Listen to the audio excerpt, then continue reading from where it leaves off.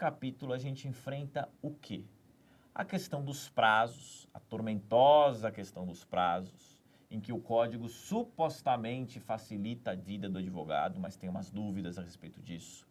A gente fala também das chamadas providências preliminares, depois da petição inicial, contestação, volta o processo para o juiz. O que o juiz vai fazer? O que vai acontecer? A principal forma de providência preliminar que a gente tem é a apresentação de réplica. Então, a gente tem neste capítulo uma réplica comentada para que se compreenda exatamente como encaminhar essa peça.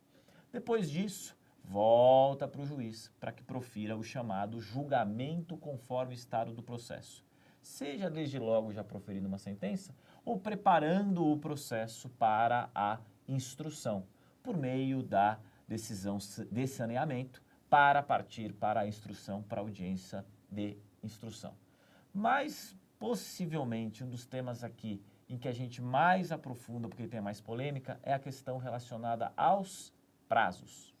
É interessante, nesse capítulo, providências preliminares, julgamento conforme o estado do processo, a gente já começa falando sobre o prazo. Afinal de contas, prazo realmente é um objeto de preocupação em relação à advocacia. Até porque muitas vezes o advogado é muito bom de matemática, né? Então, pode ser complicado aí que ele realmente se desencumba do prazo. Por isso, a gente tem até um exercício para contagem, mostrando aí para quem está se ambientando e se acostumando com o tema, um exercício para verificar como é que a gente contaria esse prazo. E a gente também enfrenta uma previsão do novo CPC, do Código de 2015, que é a questão da contagem dos prazos processuais em dias úteis.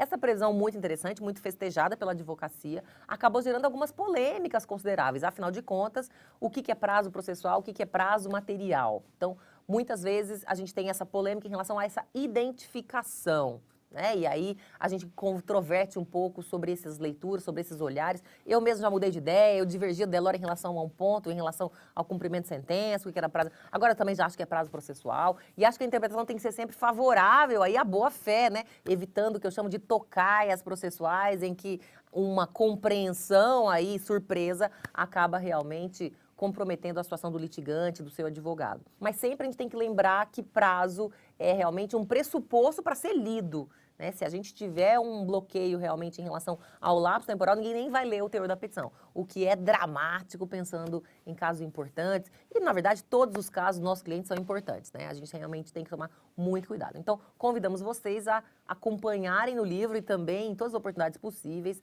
essas polêmicas sobre os prazos processuais.